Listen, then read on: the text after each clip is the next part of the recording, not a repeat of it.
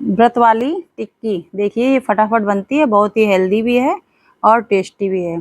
हमने सोचा व्रत चल रहे हैं तो कुछ अलग, मीठा तो बताया था हमने आपको, बहुत अच्छा लौकी का हलवा, बट आज हमने सोचा कुछ आपको नमकीन तीखा बनाना बताते हैं। फ्रेंड्स ये बहुत ही tasty. Hello friends, welcome back to Janvi की रसोई। देखिए ये हमने पोटैटो लिए, इनको छील के इस तरीके से कट कर लिया। हमारे छोटे छोटे थे तो हमने 2 पार्ट किए, अगर आपके बड़े बड़े हैं तो 4 पार्ट कर लीजिए। उसके बाद हमने इसको एक बाउल में पानी लिया, उसमें डाल दिया और नमक डाल दिया, नमक व्रत वाला डाला है। फिर 2 आलू थे, हमारे छोटे छोटे थे तो 2 लिए, आपके बड़े बड़े हों तो 1 लीजिए। उसको ग्रेटर से ग्रेट कर लेंगे। इस तरीके से सारे जो आलू थे हमने उनको ग्रेट कर लिया। ग्रेट करने के बाद इसमें स्टार्च बहुत होता है तो पानी में डाल के धो लेंगे। फिर इस तरीके से टिश्यू पेपर पे फैला देंगे। अगर आपके पास टिश्यू पेपर ना हो तो आप कॉटन के कपड़े पे भी फैला सकते हैं, और कॉटन का कपड़ा ना हो तो जो कॉटन का कपड़ा तो ऑलरेडी सबके घर में होता है, साफ सुथरा हो तो उसमें फैला दीजिए, क्योंकि इसका जो मॉइस्चर है उसे सुखाना है हमको। वो भी ना हो तो किसी प्लेट में रख के थोड़ी देर के लिए पंखे के नीचे रख दीजिए, सूख जाएंगे। ये देखिए हमने टिश्यू पेपर से अपने आलू पोंछ लिए, हमारे सूख गए। उसके बाद जो शेप थे उसमें ज़्यादा मॉइस्चर था तो हमने क्या किया, इसको पूरे में इस तरीके से फैला के और फैन के नीचे रख दिया, जिससे कि हमारे अच्छे से सूख गए हैं। क्योंकि इनको हमको क्रिस्पी बनाना है, शेप जैसे होते हैं ना, तो शेप हमको मार्केट वाले तो यूज़ नहीं करना, व्रत है इसलिए हमने इनको सुखा के फिर भूना, तो बढ़िया शेप वाली नमकीन बन करके रेडी हो गई।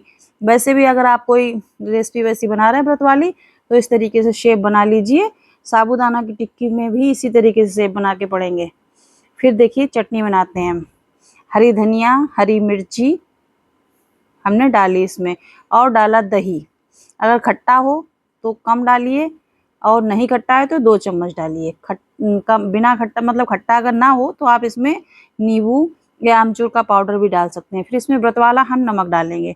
नमक डालने के बाद इसमें डालेंगे जीरा। जीरा जो है वो साबुत जीरा डालिए, घर में बढ़िया व्रत में खाने के लिए होता ही है, वो डाल दीजिए। उसके बाद में ग्राइंड कर लेंगे ग्राइंडर में डाल के। फिर ये हमने एक कटोरी में दही लिया, इसमें 1 चम्मच चीनी डाली, और चीनी डालने के बाद इसको अच्छे से फेंट लेंगे। एकदम रनिंग रनिंग कंसिस्टेंसी वाला दही बना लेंगे। गैस पे कढ़ाई चढ़ाई, उसमें डाला देसी घी, क्योंकि व्रत वाली टिक्की बना रहे हैं। अगर आप बिना व्रत के में खाने के लिए बना रहे हैं तो जो है आप ऑयल में भी बना सकते हैं, बट हम व्रत के लिए बना रहे हैं तो हम इसमें घी डालेंगे। घी डालने के बाद ये आलू थे, इनको अच्छे से सुखा लिया हमने, फिर हम इसमें डाल देंगे। गैस बिल्कुल स्लो रखेंगे, क्योंकि अभी हमको अंदर से इनको कुक करना है, ये कच्चे आलू हैं। या तो आप अगर इस तरीके से ना बनाना चाहें तो एक ऑप्शन आपके पास ये है कि आप जो आलू हैं उनको 80% कुक कर लीजिए। प्रेशर में डाल गैस कुकर में डाल के पूरा अच्छे से कुक नहीं करना है, 80% कुक कर लीजिए, फिर उनको फ्राई कर लीजिए इसमें डाल के, उसके बाद बना लीजिए। बट ऐसे बनाएंगे तो ज़्यादा अच्छी बनेगी। ये देखिए हमने धीरे धीरे भूनते हुए इनको अच्छे से कर लिया है कुक। अब हम इस तरीके से ये देखिए नाइफ से चेक कर लेंगे। अगर आप टूथपिक हो तो उससे चेक कर लीजिए, नहीं नाइफ से चेक कर लीजिए, नहीं फॉग जो होता है उससे चेक कर लीजिए। अगर अच्छे से जा रहा है अंदर तो फिर आप निकाल लीजिए। बिल्कुल भरता जैसा नहीं बनना चाहिए, थोड़ा 85-90 ऐसा कुक होना चाहिए। इनको हमने फिर निकाल लिया। अब इन्हें रख देंगे ठंडा होने के लिए। तब तक क्या करेंगे, जो शेप बनाए थे हमने इनको हम भून लेंगे। इनको फ्रेंड्स हाई फ्लेम पे भूनना है, ये आपको याद रखना है। जो शेप है उनको हाई फ्लेम पे भूनना है, क्योंकि इनको एकदम क्रिस्पी कुरकुरा बनाना है हमको। तो हमें इसमें बिल्कुल भी ये नहीं है कि धीरे धीरे भून के बॉयल जैसे कर लें। ये देखिए हमारे एकदम से क्रिस्पी जो शेप थे वो भून गए। एक बैच हमने भून लिया, अब हम दूसरा बैच डालेंगे। कढ़ाई में घी रह गया था कम, इसलिए एक बार में सारे नहीं भून पा रहे थे। अगर आपकी कढ़ाई में ज़्यादा घी है तो एक बार में भी भून सकते हैं, या थोड़े अगर शेप बनाए हैं तो भी एक बार में। हमने बहुत सारे शेप बनाए थे क्योंकि इससे बहुत अच्छा टेस्ट आया था उसका, टिक्की का। तो इस तरीके से आप सारे शेप भून लीजिए। फ्रेंड्स अगर आपको हमारा चैनल पसंद आए तो प्लीज़ शेयर कीजिए, सब्सक्राइब कीजिए, और कमेंट करके हमें ये बताइए कि आप कहाँ से देख रहे हैं। हमको भी तो पता चले कि हमारा वीडियो कहाँ कहाँ तक देखा जा सकता है। इस तरीके से ये भून रहे हैं। तब तक हमने क्या किया है, जो आलू रखे थे इनको इस तरीके से कटोरी से हम दबा लेंगे। भरता नहीं बनाना है हमको, गरम थोड़े हल्के गरम थे इसलिए हम ऐसे कूट के कर रहे हैं। अगर आपके ठंडे हो गए तो बहुत अच्छे से हो जाएंगे।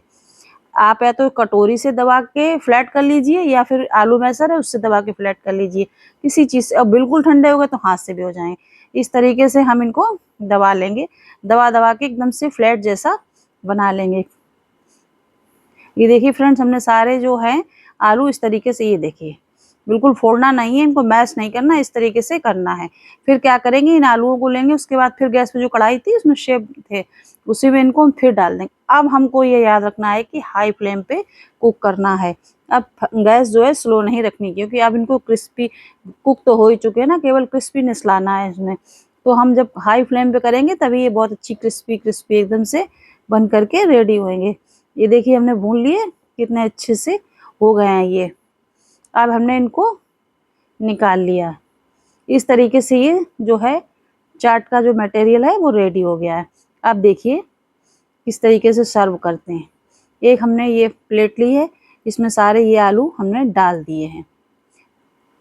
डालने के बाद जो ये हमने दही था मीठा, जिसको कि हमने फेंट के रख दिया था फ्रिज में ठंडा होने के लिए, उसे हमने चीनी डाल के मीठा बनाया दही, तो उसे डालेंगे। ये देखिए इस तरीके से फ्रेंड्स हम इसमें डालेंगे। उसके बाद जो हमने चटनी बनाई थी, चटनी में अच्छा अगर आप दही नहीं डालना चाहते तो नींबू डाल के बना सकते हैं, या आमचूर पाउडर होता है ना, अगर मार्केट का आप नहीं खाते हैं तो घर में जिनके यहाँ, बहुत लोगों के यहाँ सूखा आम होते हैं ना, आम के सीजन में रखते हैं, उससे डालें। फिर इसमें हमने रेड चिली पाउडर डाला, रेड चिली पाउडर। उसके बाद में हमने इसमें डाली है काली मिर्च।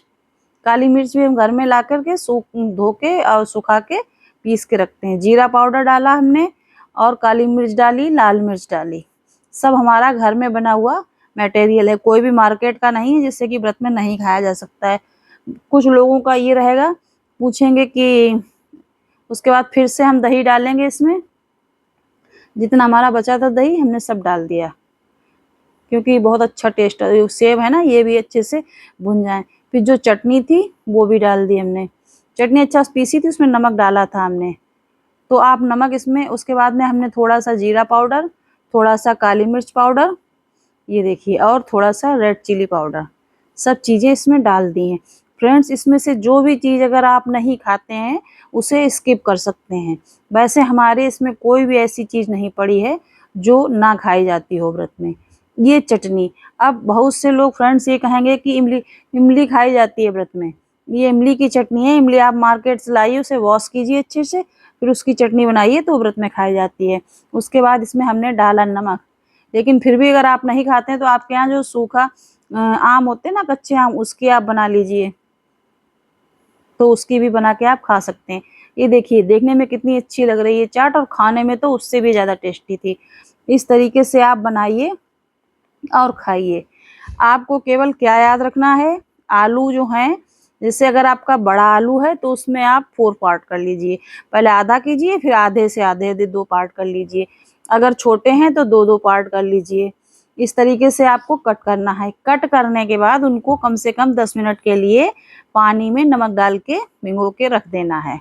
फिर फिर एक बड़ा आलू लेना है, उससे आपको सेब बना लेना, कद्दूकस कर लेना। उसके बाद उन सबको सुखा के बनाइए, इस तरीके से बनाइए, खाइए, हमें बताइए। इस तरीके से बनाइए, खाइए, और कमेंट करके हमें बताइए कि आपको हमारी ये रेसिपी कैसी लगी और आप कहाँ से देख रहे हो। अगर आपको हमारी रेसिपी से थोड़ा भी हेल्प मिलती हो, या आप व्रत में बना के खा रहे हैं, आपको अच्छी लगी, तो प्लीज़ हमारा चैनल शेयर कीजिए, सब्सक्राइब कीजिए और कमेंट कीजिए, जिससे कि हमें अच्छा मोटिवेशन मिले, हम आपके लिए और वीडियो बनाएं। थैंक यू, बाय बाय, जय माता दी।